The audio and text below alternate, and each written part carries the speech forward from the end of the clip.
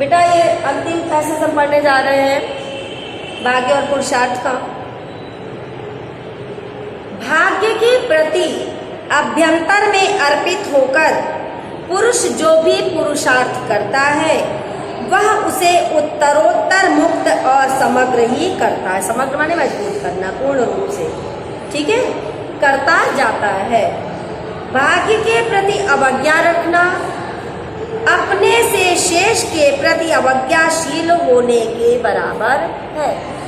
भाग्य की बात को न मानना, अपने लिखे हुए को हम नहीं मानते हैं तो ये क्या है?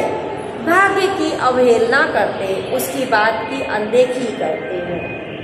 तो कह रहे जो पुरुषार्थ भाग्य के प्रति उन्मुख होकर के समर्पित भाव से परिश्रम करता है, पुरुषार्थ करता है, वह उसे उत्तरोत्तर मतलब आगे की ओर मुक्त और मजबूत कर होता जाता है, आगे बढ़ता जाता है और मजबूत होता जाता है।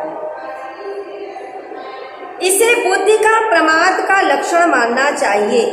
क्या इस बात को हमें बुद्धि के अहंकार का लक्षण मानना चाहिए कि हमारी बुद्धि में अहंकार आ गया है बहुत ज्यादा। हमारी हस्ती क्या है? ये बात वास्तव में बहुत विचार करने की है। हम बहुत जल्दी अहंकार में आ जाते हैं, मैं बिल्डिंग वाला हूँ, मैं कार वाला हूँ, मैं गाड़ी वाला हूँ, मैं बंगले वाला हूँ। क्या है आप? सबसे पहले जानने की बात यह है कि हम मात्र एक मानव हैं, अस्थि मांस से बना हुआ एक शरीर है, ठीक है ना। कबीर दास जी ने बड़ी अच्छी बात कही है इस विषय में कि कबीरा कहा गरबियो ऊंचे देख आवास और काली परव हुए लोटड़ा ऊपर जामे घास। क्या कहा है कि ऊंचे ऊंचे आवास को देखकर क्या अहंकार करते हो? आज नहीं तो कल, 10 वर्ष बाद, 20 वर्ष बाद, तो आज नहीं तो कल हम सबको इसी भूमि पर लेटना पड़ेगा और हमारे ऊपर भी घास निकलेगी, अर्थात हमारा अस्तित्व समाप्त हो जाएगा। तो इन बिल्डिंग को, इन मकानों को देखकर भी क्या अहंकार करना है? तो आपको ये समझ में आ गया होगा हमारी हस्ती क्या? हमारी हस्ती कुछ नहीं है। हम 5 तत्वों से मिल करके बने हुए। क्या चीज है? जल, क्षिति, जल, पावक, गगन, समीरा। इन सारे 5 तत्वों से मिलकर हमारा ये शरीर बना है जो नष्ट हो जाता है कुछ, ठीक है। आगे बढ़ते हैं। आखिरी गिनती के कुछ साल हम जीते हैं, फिर हम सदा के लिए मर जाते हैं, चाहे फिर भी पैदा होते हैं, लेकिन हमारी यह अहंता तो यही की यही रह जाती है। कह रहे हमारा अस्तित्व क्या है? आज जन्म लिया है, अरे कुछ वर्षों, अरे बहुत ज्यादा 100 वर्ष 150 वर्ष आदमी जी लेगा, इतना कोई नहीं जीता। अब तो उम्र कम हो गई, 60 70 80। उसके बाद क्या होता? फिर मृत्यु हो जाएगी, फिर जन्म होगा, फिर मृत्यु होगी, तो क्रियाक्रम चलता ही रहेगा। लेकिन हमारा जो अहंकार है, हमारे जो भाव हैं, ये समाप्त नहीं होते। पर हमारे मर जाने से क्या अस्तित्व कुछ भी मिटता है? तो कुछ घट जाता है? नहीं, हमारे मरने से इस संसार में कुछ भी परिवर्तित नहीं होता है। जगत और इतिहास, अर्थात ये संसार और इसका जो इतिहास है, हिस्ट्री, वो चलती रहती है। आज हम हजारों वर्ष पूर्व का इतिहास पढ़ते हैं, मुगल काल पढ़ते हैं, ब्रिटिश काल पढ़ते हैं, हिस्ट्री बन के रह गए। आज कोई है क्या? आज कोई नहीं है उसमें से, लेकिन ये सब एक इतिहास बन गया है। नई पीढ़ी का जन्म हो गया, वो संसार आगे चल रहा है।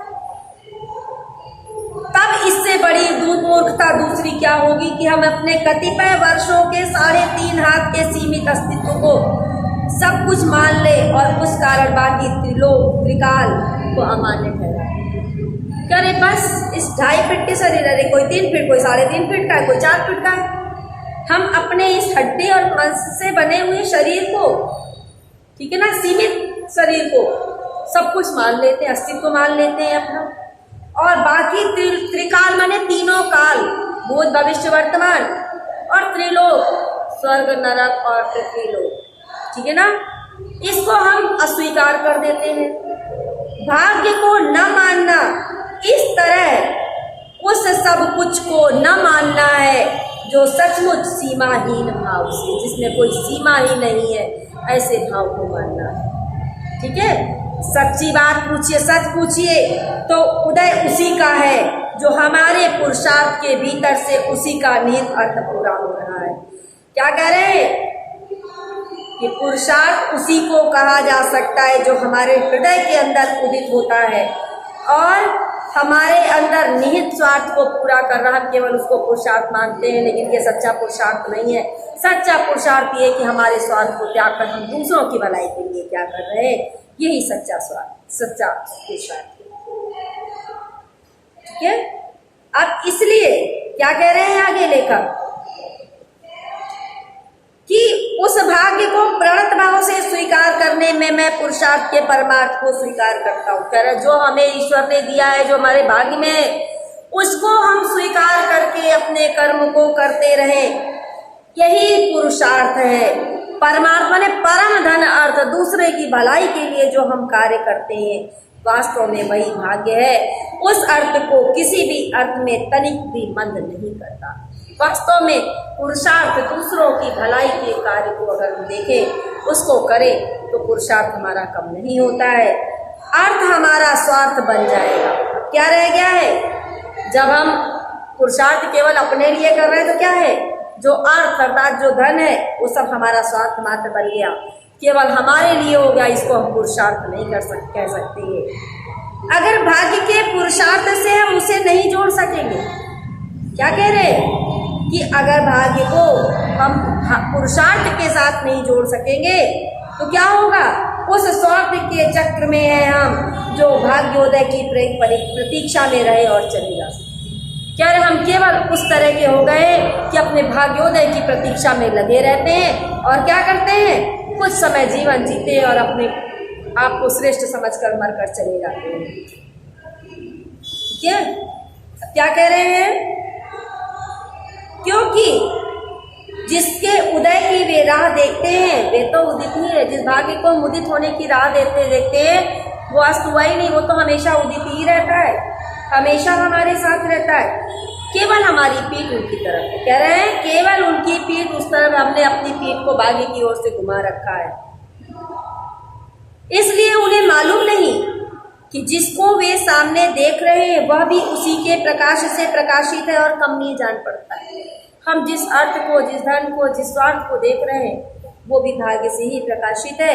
इच्छाएं नाना है, मानव जीवन में इच्छाओं का कोई अंत नहीं है। बहुत इच्छाएं हैं, अनंत इच्छाएं हैं और नाना विधि वे उसे प्रवृत्ति रखती, और ये इच्छाएं मनुष्य को विभिन्न प्रकार से लगाए रखती हैं, उससे परिश्रम करने के लिए मजबूर कर देती हैं। ठीक है। उस प्रवृत्ति में रहकर वह थक जाता है। मनुष्य सिर्फ पैसा पैसा अहंकार के कारण थक जाता है और उससे मुक्ति चाहता, निवृत्ति चाहता, माने मुक्ति चाहता। वो सोचता मैं इससे मुक्त हो जाऊं, लेकिन यह प्रवृत्ति और निवृत्ति का चक्र उसको द्वंद्व से थका मारता है।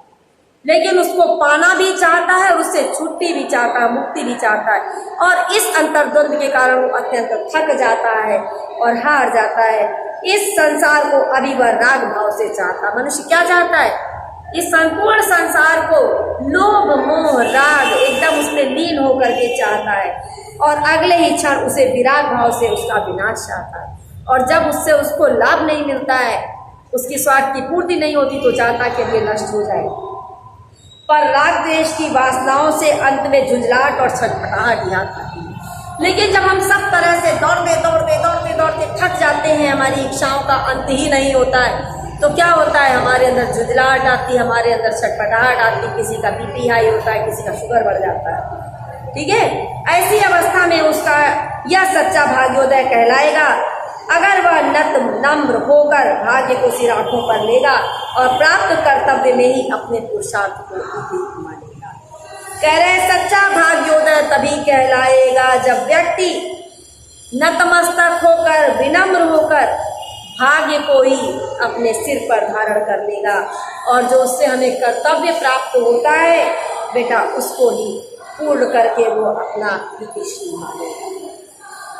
बेटा दो आपके पास व्याख्या और बची हैं।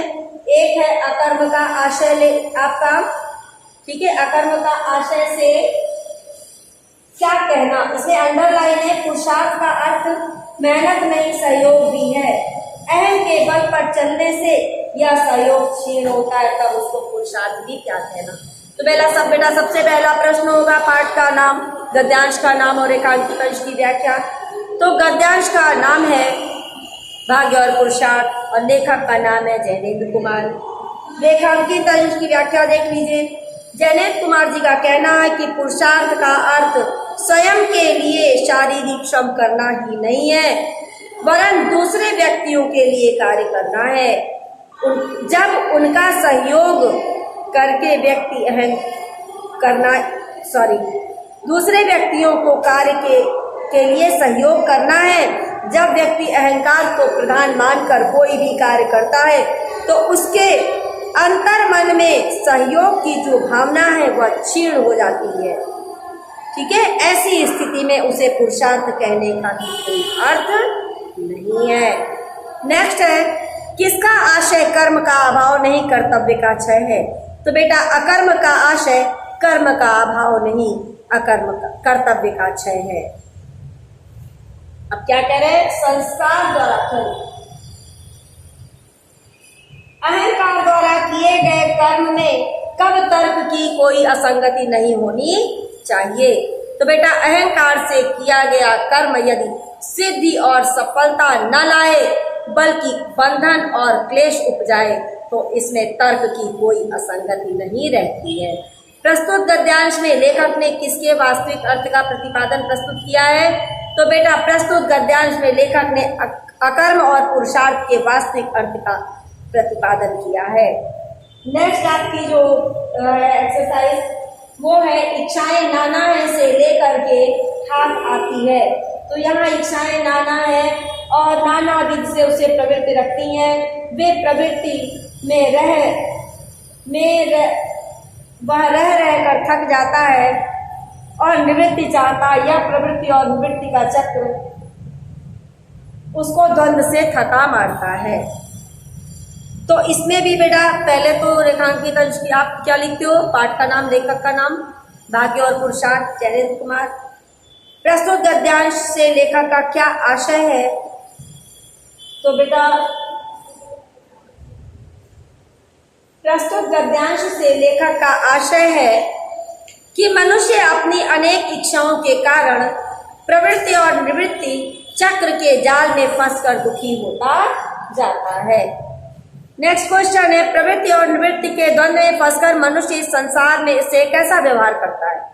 तो बेटा प्रवृत्ति और निवृत्ति के द्वंद्व में फंसकर मनुष्य इस संसार को जिस राग भाव से चाहता है इस राग भाव से चाहता है कि उसे अगले ही क्षण उतने ही विराग भाव से उसका विनाश चाहता है। नेक्स्ट क्वेश्चन है, राग द्वेष की वासनाओं से अंत में मनुष्य को क्या हाथ आता है। तो बेटा उत्तर है, राग द्वेष की वासनाओं से अंत में मनुष्य को झुंझलाहट और छटपटाहट ही हाथ आती है। Thank you.